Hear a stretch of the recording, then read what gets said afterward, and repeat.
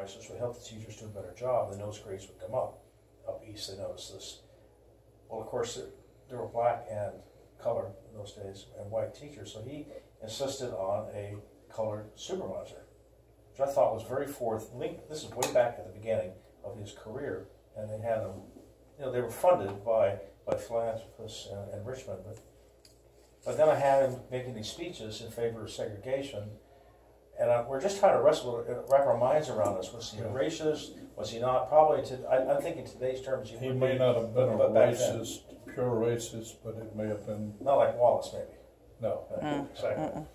Well, let me give you an analogy here.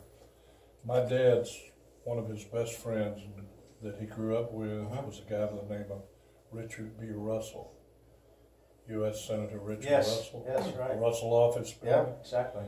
Lyndon Johnson's good friend until he got in past the voting rights and civil rights. Well, I used to take my dad over after my dad retired and moved to the Washington area. I used to take him over to Senator Russell's office, and they called each other. He called him Dick, my dad did, and he called my dad Al. And they would be sitting there shooting a bull, and I was with him. My dad said, Dick, you're chairman of the Armed Services Committee. You're a ranking member of the Appropriations Committee.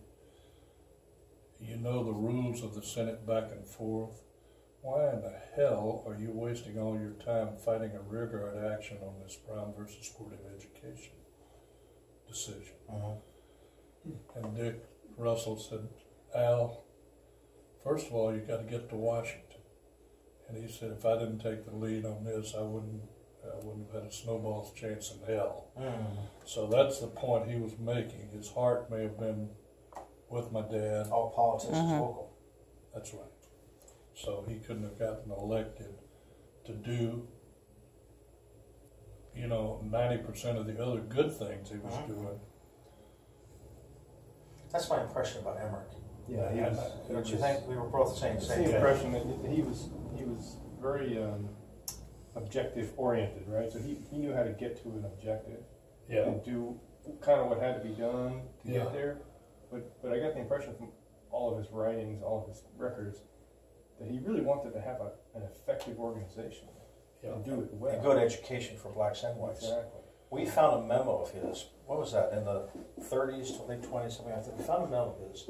He's talking about what a great job the school board has done for white schools. It goes on and on. But we haven't done anything for the blacks. And if we don't, the courts are going to take it away from us. That tells you something. He saw down the road. That's right. He saw it coming. Yeah.